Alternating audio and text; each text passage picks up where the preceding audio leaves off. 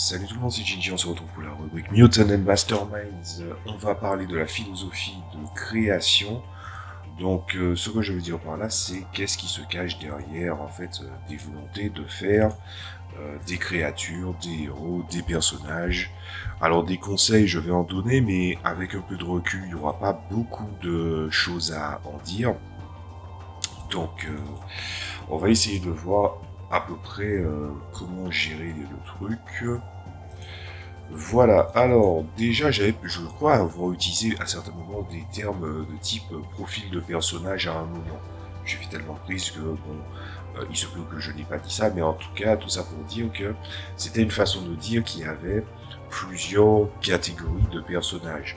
Ce qui est vrai au sens littéral, mais dans les faits, comment ça se représente, ça se représente en fait selon l'idée de ce qu'on fait d'un personnage. Ce que je veux dire par là, c'est que on ne va pas écrire un personnage, on va pas composer un personnage héros de la même manière qu'on va composer un vilain, de la même manière qu'on va composer des sbires ou encore des créatures au sens large. En vrai, je pourrais probablement mettre des éléments à l'image. Vous verrez probablement des fiches qui ressemblent par exemple à, comme j'ai l'habitude de faire pour me faciliter la vie, une fiche Word. Ou encore, vous allez voir la fiche perso que vous avez déjà reçue par rapport à Mutant and Masterminds. D'autant plus que les fiches, ça c'est un truc que j'ai tendance à oublier à force de créer, les fiches perso n'indiquent pas chez un joueur toutes les informations relatives à certaines capacités, mais en fait, de manière très, très résumée, il y a les éléments qui sont donnés. Ou encore, par exemple, dans certains affichages, certains profils, il y a aussi des petits encadrés de stat block pour pouvoir déterminer comment est une créature ou un personnage. Dans tous ces cas-là, la manière de représenter les données est différente, mais c'est exactement les mêmes données que ça va amener. Alors, déjà, ça, il fallait le régler. La seule chose qui va changer, je vais faire un petit rappel là-dessus, même si je l'ai déjà dit, c'est la notion de sbire. Si vous décidez, par exemple, de prendre un ninja dans le manuel du meneur de jeu, si vous prenez, par exemple, un ninja de niveau, on va dire, Jonin, en fait, Jonin, le Jonin, en fait, si vous le représentez en tant que sbire, il ne peut critique autrement que sur des personnes qui sont des sbires. Il peut bel et bien faire des succès critiques. Et donc du coup, il a aussi un degré d'échec seulement. Un degré d'échec, il est déjà KO. En gros, c'est comme ça que ça se passe. Tout en sachant qu'il ne faut pas oublier non plus qu'un héros, quand il va attaquer un sbire et puis il va attaquer en infligeant un degré d'échec ou plus, en fait, c'est dépendant de la philosophie du joueur de savoir si il tue le personnage. Par défaut, étant donné qu'on joue dans un setting de base de super-héros de Mutant Masterminds, il est toujours bon en tant que meneur de jeu, c'est surtout au meneur de jeu que je m'adresse, de les faire tomber inconscients. Peu importe la violence du truc. Sauf si vous avez décidé de mettre en compte ce qui a été dit de la partie meneur de jeu qui est dédiée aux actions létales ou que le joueur a dit avec intention de tuer. Bien sûr, la manière dont est représentée dans les comics l'étendue des dégâts infligés à un personnage par rapport à un autre va différer et il est bon qu'en tant que meneur de jeu, on n'oublie pas que c'est un univers, un setting de super-héros, mais ça s'applique à tous les genres fictif en général. Celui qui a le dernier mot de j'avais l'intention de blesser ou de le mettre hors d'état de nuire, qu'est-ce qui va se passer ensuite? C'est bel et bien au joueur de savoir s'il a fait une action qui est considérée comme létale ou non. Cependant, la vraisemblance va venir frapper à sa porte. Je pense que s'il décide d'empaler quelqu'un avec, je sais pas moi, un couteau court dans sa dé, je sais pas si vous connaissez ces couteaux-là, ces couteaux qui font de grosses blessures, il peut pas dire que j'ai intenté une attaque avec aucune intention de tuer avec une arme comme ça. Donc, il faut faire preuve de bon sens pour pouvoir construire tous ces éléments. Mais le Jonin, on va y revenir, le Jonin, s'il est considéré comme un sbire, il est considéré comme un sbire. S'il est considéré comme un vilain, à ce moment-là, est-ce que son niveau de pouvoir doit monter en conséquence? Ça dépendra de ce que le meneur de jeu a décidé. Parce que qui dit qu'il est, il est représenté en profil normal, est-ce qu'il faut modifier les caractéristiques pour autant? Non, pas forcément. Et d'autant plus aussi que, par extension, si vous allez faire que le Jonin ne soit pas un sbire et que, par exemple, vous avez envie que le personnage ait certaines habilités spéciales, normalement les points dépensés sont plutôt bien calibrés, mais en tout cas, on peut prendre par exemple le Jonin comme bonne base pour pouvoir construire. La différence entre un sbire et un non-sbire est déjà énoncée, et c'est important de savoir que qu'en fait, il faut juste se poser cette question. Est-ce que la péripétie liée à ce type de personnage ou de créature est un problème qui est, on va dire, résilient? Est-ce que c'est quelque chose qui va durer? Ou est-ce que c'est un figurant? Voilà. Tout ceci étant dit, on va passer à l'autre étape. Donc la priorité dans les sélections. Alors j'avais dit que quand on avait... comme j'ai modifié, j'avais fait 4 game changers, je vous invite à voir la vidéo précédente pour ça. C'est long pour pouvoir bien expliquer pourquoi les modifications ont été faites. J'essaie de raccourcir quand même un peu pour les prochaines fois.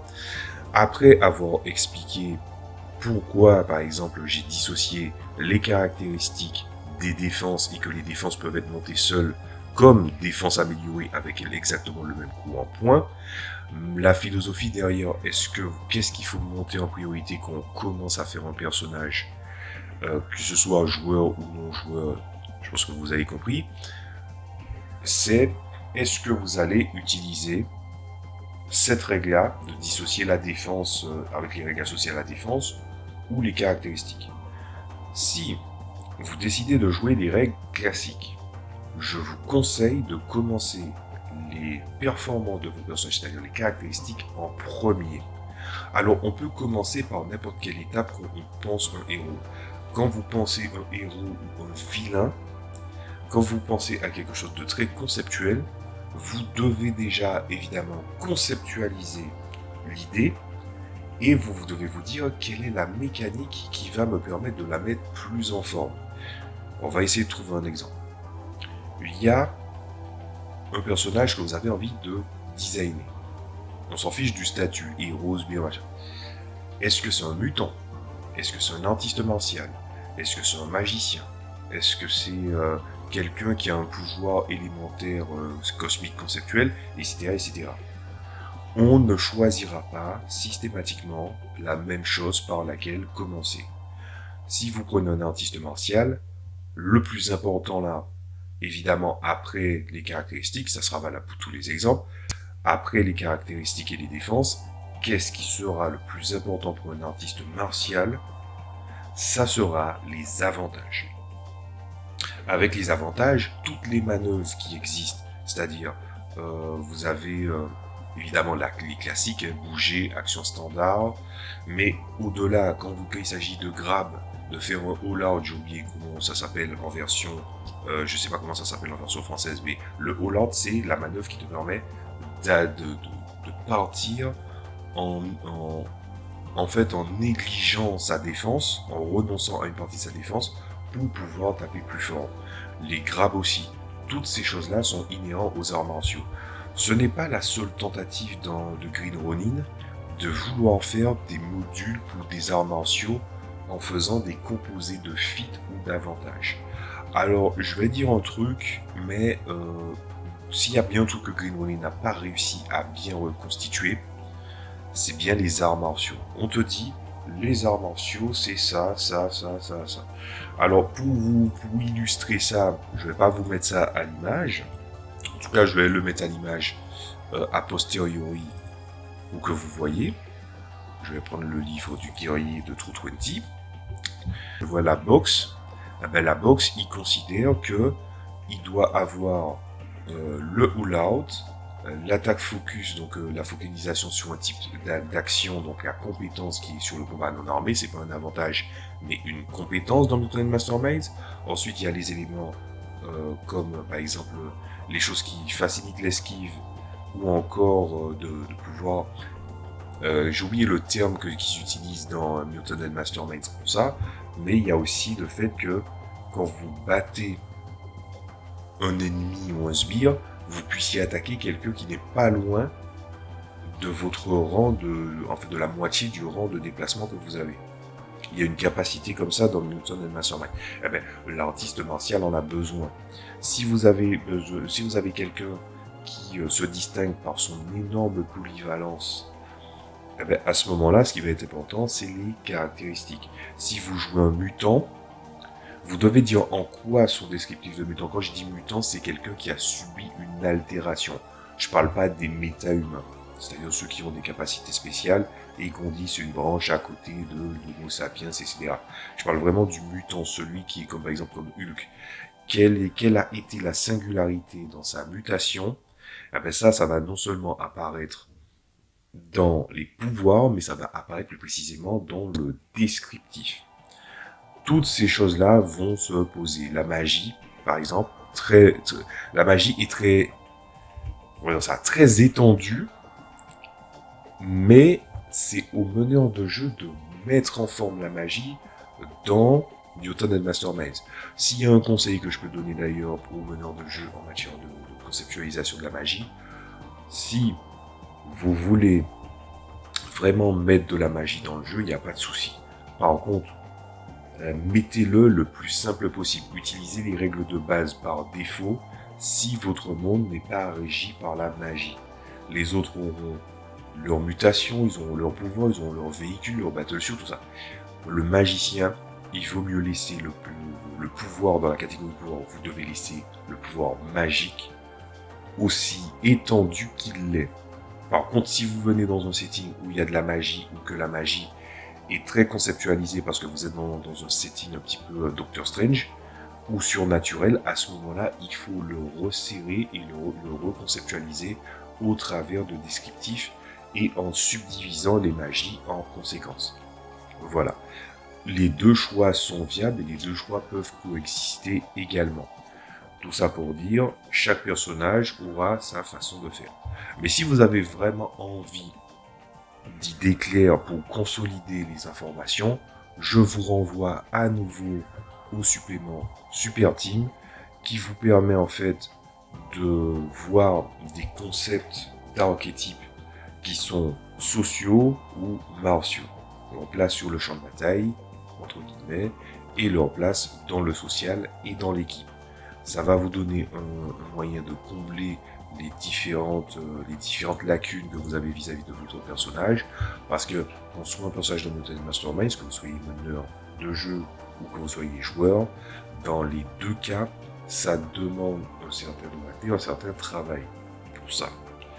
Enfin bref, tout ceci étant dit, je ne peux pas rentrer dans chaque détail, chaque élément, mais je devrais rajouter aussi un élément, c'est qu'à un moment on va en parler, mais les feats, c'est vraiment des garde-fous en matière de pouvoir, et il y a moyen de faire des adaptations intéressantes vis-à-vis de matériel qu'on a, qui sont simili-systèmes des 20, mais je ne peux que vous conseiller de ne pas le faire tout de suite, puisque en fait les feats, la manière dont c'est présenté dans Mutant Masterminds, on vous dit qu'il y a un nombre de points par rang pour faire évoluer les choses.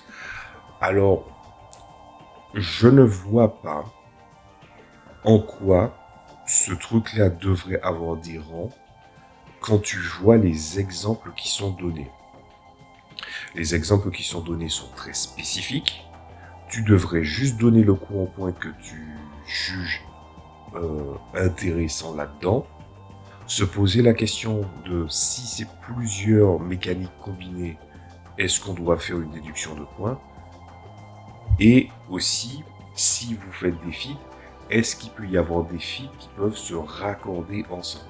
Nous allons voir ça la prochaine fois, mais tout ça pour vous dire que les feats dans la catégorie pouvoir. Si vous l'avez vu aussi, si vous avez compris un peu ce que c'est, je vous le dis déjà d'avance, ne l'utilisez pas à tout bout de champ.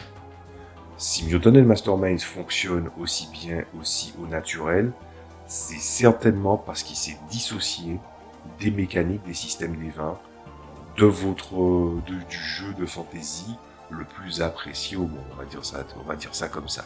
C'est pas tout le monde qui apprécie les mondes de fantasy, plus précisément Donjons et Dragons ou Pathfinder. Donc après avoir expliqué comment designer un héros ou mettre les priorités, maintenant on va couper la poire en 3. Allez, ça va être difficile, mais on va essayer d'y arriver. Vous allez avoir le héros. L'avantage avec le héros, même s'il y a par exemple des archétypes qui sont donnés dans le livre de base, qui ne sont pas d'ailleurs pas présentés de la même manière sur les suppléments. Et ceux des suppléments sont mieux faits, mais à un moment je vais devoir parler des archétypes, du livre de base, ne serait-ce que pour expliquer certaines choses. Et bien à ce moment-là, un héros, vous avez une certaine liberté avec. Vous pouvez vous dire, en fait quelqu'un peut dire, le meneur de jeu peut dire, on commence la campagne au niveau 13, allez-y, cueillez votre héros. Et puis le mec se dit, je veux une épée magique qui balance des lames de vent, je veux un véhicule, genre une moto, je veux une invocation où je peux invoquer un énorme dragon noir qui maîtrise la foule.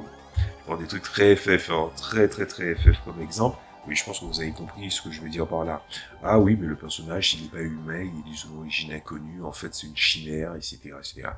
Vous pouvez bricoler ce que vous avez envie de faire. En fait, le seul moment où le meneur de jeu va venir peut-être restreindre certaines choses, c'est qu'il va dire, dans ce setting, ce pouvoir-là n'existe pas, ou encore, la manière dont c'est présenté, tu présentes plusieurs éléments ou tu fais tout en même temps, est-ce que je serais capable de le garder narrativement ou pas? Le meneur de jeu peut se poser la question. Et s'il trouve que c'est difficile de garder une certaine cohérence, il va te demander de virer des trucs. Mais je pense qu'au fur et à mesure du temps où tu joues Mutton Masterminds, tu commences à mieux designer les choses et à aider les gens à designer également. Voilà. Mais ça, c'est, on crée un héros. Un vilain, c'est déjà expliqué comment faire un vilain et d'une manière très bien faite sur le supplément du meneur de jeu. Donc je ne vais pas m'étendre là-dessus. Mais ensuite, évidemment, il y a le reste. Les sbires, on n'y touche pas parce que finalement, la différence entre un sbire et un personnage complet, c'est les mécaniques qu'on a déjà énoncées. À ce moment-là, il reste une dernière partie. Alors le dernier tiers, c'est quoi exactement? C'est comment tu designs une créature. Alors, comment expliquer ça? Normalement, quand tu designs un héros ou un vilain ou un sbire, etc., tu vas essayer, plus précisément un héros et un vilain, enfin virer le sbire, tu vas d'abord essayer de faire le personnage coller à son niveau de pouvoir actuel. En matière de création, ça arrive qu'un joueur puisse te dire « Ah oui, mais il y a des points qui restent, je sais pas où les mettre, est-ce que je peux les garder de côté ?» En tant que meneur de jeu, si vous débutez, je vous le déconseille. Dites-lui, dépense dans les défenses, si vous mettez la mécanique de défense dont je vous ai parlé, ou mêlez dans les compétences. Les compétences sont très négligées dans Mutton Masterminds. En tout cas, quand j'ai vu des joueurs y jouer, ou quand je vois certains profils faits par des personnes en ligne, les compétences sont très négligées dans l'investissement en points. Alors, au-delà des compétences qui augmentent tes chances de réussite avec une catégorie d'action offensive. Si vous sentez qu'il y a des lacunes à ce côté-là, n'hésitez pas à renvoyer le personnage en fait à ce qu'il est. Par exemple, c'est quoi sa véritable identité? Qu'est-ce qu'il est dans la vraie vie? Essayez de faire en sorte qu'il ait des éléments raccords avec les compétences et que vous, meneur de jeu, vous arriviez à faire qu'il puisse faire valoir ces compétences-là autant dans les affrontements qu'en dehors, peut être une très très bonne solution. Voilà. Donc, comme les héros et les vilains, ils ont un niveau déterminé, et les vilains par exemple, on dit toujours qu'ils doivent toujours avoir des niveaux au-dessus des personnages joueurs. Là où justement je préférerais dire et réinsister là-dessus, la quantité de points de pouvoir et donc le niveau de pouvoir n'indique pas spécialement la puissance d'un personnage. C'est-à-dire que même si tu viens à jouer de manière vanilla, on va dire, ça fait que vous allez pouvoir monter le niveau global du personnage, mais pour se hisser dans les caractéristiques, surtout dans ses défenses à un niveau très très haut, encore faut-il mettre défense augmentée, ou encore venir mettre les caractéristiques qui vont influer sur la montée de caractéristiques. Mais quand on décide d'investir à un endroit et pas à d'autres, ça finit par se faire sentir. L'archétype de joueur qui veut jouer, on l'appelle le guerrier dans les jeux de jeu. L'archétype du guerrier où le mec a mis que des capacités qui sont offensives, et puis quand on est dans des phases où il n'est pas, comment dire ça, il n'est pas un super héros, il finit par avoir énormément de problèmes parce qu'il n'a pas mis des compétences, il n'a pas fait valoir justement la véritable identité de son personnage. J'ai envie de dire c'est de sa faute, mais un joueur comme ça peut facilement être disruptif, donc il ne faut pas hésiter à lui dire de vraiment jouer sur sa véritable identité également. Donc une fois qu'on a vu ça, l'autre aspect, c'est quand tu crées une créature, d'abord tu crées en te disant voilà la créature que je veux conceptualiser, de quoi il est capable. Et si vous avez un doute, vous prenez la charte, elle va être affichée des caractéristiques, et en fait les caractéristiques indiquent aussi le power level, le niveau d'incidence que le personnage a, et grâce à ça, vous allez en fait regarder ce truc-là et évaluer les défenses, évaluer les caractéristiques, évaluer les compétences et évaluer aussi les pouvoirs.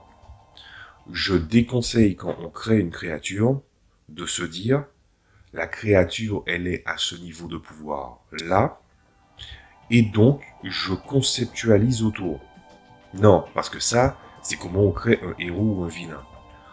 Il faut faire un procédé qui est différent. C'est tu prends le personnage, enfin la créature, tu te dis, on va prendre cet exemple-là, je vais pas pouvoir vous montrer des trucs, mais je vais faire des inserts. En gros, il y a dans un jeu de stratégie que j'apprécie beaucoup, Warlords of Battle, il y a le Griffon. Le Griffon, c'est une créature intermédiaire qui est moyen sur pas mal de choses, mais il a quand même une bonne quantité de vie. Sauf que le Griffon n'a pas la même apparence que dans les fictions ou même dans les figures mythologiques ou cryptoïdes. C'est pas un lion qui a l'air d'être encasté dans un aigle en matière de morphologie, mais c'est plutôt, il a un corps de lion, quoique beaucoup plus long, et des pattes, finalement plus un corps de lion qu'autre chose. Ensuite, je crois qu'il a une queue ou il a des ailes. Ensuite, il a une grosse tête, un peu comme un lion, avec une tête mise à l'échelle, alors que justement la forme du cou du rapace qu'est le griffon, c'est jamais que la tête de rapace. Sauf que le griffon, lui, il a véritablement une tête d'aigle à la place d'une tête de lion. Ce qui fait que la créature n'a rien à voir avec un griffon classique. Mais pourtant, on peut se servir de cette base-là. Et du coup, on peut se dire, ouais, mais comment je dois conceptualiser ce truc-là? Comment je dois le mettre en forme dans une masterminds? C'est pas compliqué. Vous prenez la base des caractéristiques du lion, vous le faites un peu plus grand parce que probablement qu'un griffon sera beaucoup plus grand, ça dépendra de ce que vous voulez. Et puis vous allez faire que la différence de taille se fasse. Et par rapport à la différence de taille, vous allez mettre un point en plus dans les caractéristiques. Alors il y a un tableau Il y a un tableau dans Mutant and Masterminds qui vous permet de savoir quand il y a des créatures qui sont petites, quels sont ces bonus par rapport à la discrétion ou le bonus de force, etc., etc. On peut très bien se baser sur ça, même si c'est quelque chose qui normalement devrait être optionnel. Elle n'est optionnelle que jusqu'au moment où quelqu'un a véritablement des pouvoirs de transformation ou des pouvoirs qui leur permettent de grandir ou de rapetisser. À ce moment-là, ces règles-là sont censées bénéficier aux créatures qui ont ces capacités-là et donc il faut les appliquer. Étant donné qu'il a une tête de lion et qu'il y a une mise à l'échelle de la tête, il a une tête d'aigle dans un corps de lion, il faut mettre que la tête d'aigle soit l'équivalent de la tête de lion, puis monter dans l'échelle en matière de dégâts, s'inspirer de la morsure, monter selon la différence de taille d'un cran l'action qu'il a, mais au lieu de morsure, puisque c'est juste une attaque de mêlée, au lieu de morsure, ben vous dites coup de bec. Et si vous jugez que par exemple le coup de bec, comme ça peut être du dégât perçant, vous pouvez considérer qu'il a un bonus de charge. Rien n'empêche de mettre des petits avantages, des petites capacités spéciales en plus. Ensuite, vous mettez la capacité de vol. Alors la capacité de vol d'un aigle, ça peut être compliqué de le mettre tel quel. Donc on peut par exemple se dire que, comme il est un prédateur supérieur, de mettre une vitesse qui est quand même assez élevée. Donc par exemple, disons qu'il a une vitesse de 10, ce qui rendrait la créature balèze. Ensuite, évidemment, il y a les pattes de lion qui vont avec, et disons qu'en mélangeant tous les deux, ça nous donne la créature en question, en prenant les deux éléments de référence. Et après ça, vous faites le calcul de toutes les valeurs et tout. Et vous allez voir à quel niveau il correspond. S'il y a des points qui dépassent, et avec cette logique-là, je peux vous garantir qu'il y a de quelques points ça va dépasser, vous allez devoir combler avec d'autres éléments pour pouvoir hisser la créature au niveau suivant sans dépassement. Parce que faire des héros dans des campagnes où en fait il peut garder des points de côté, etc., c'est pourtant ce qui est conseillé dans le jeu de base, ça peut être compliqué de faire le suivi. Et quand il s'agit d'une créature n'a pas besoin d'excédent à garder de côté. Donc vous allez le compléter. Par exemple, vu qu'il a une tête d'aigle qui est quand même assez monumentale et qu'il a une portée qui est assez élevée, on peut imaginer que par exemple il a une très très bonne perception et par rapport à l'échelle de sa taille, de sa taille et de sa longueur, vous allez vous dire, ouais, ça correspond à peu près à quel point de vue que pourrait avoir la créature, en sachant que une créature qui peut regarder sur la ligne d'horizon peut voir jusqu'à peu près 3 et quelques kilomètres, 3 et des poussières. Essayez d'ajuster la perception pour avoir cet équivalent-là en rang vis-à-vis de la distance ne serait pas bête. Par exemple, dans le cas présent, si je me base sur l'adapté proportion, ça voudrait dire que vous investissez 9 points de pouvoir pour que le personnage ait 18 en perception. Puisque 1 point de pouvoir, c'est 2 points de compétence. Voilà, c'est tout ce que j'avais à dire sur le sujet. J'ai donné les meilleurs exemples qu'il y avait à donner pour ça, en souhaitant que ça vous ait plu. Moi, je vous dis à la prochaine fois pour une autre vidéo. N'hésitez pas à laisser aussi des commentaires ou des avis ou même des questions concernant Mutant and Masterminds. Je serai ravi d'y répondre. Alors, ce que je vais faire dorénavant, c'est que je ne dirai pas quel est le prochain sujet que je vais traiter. Ça sera une très bonne chose de laisser les choses dans le secret, puisque je pense que la priorité vis-à-vis de ce que je devrais présenter ou pas, elle change de temps en temps. Donc, en souhaitant que ça vous ait plu, je vous dis à la prochaine fois. Salut à tous.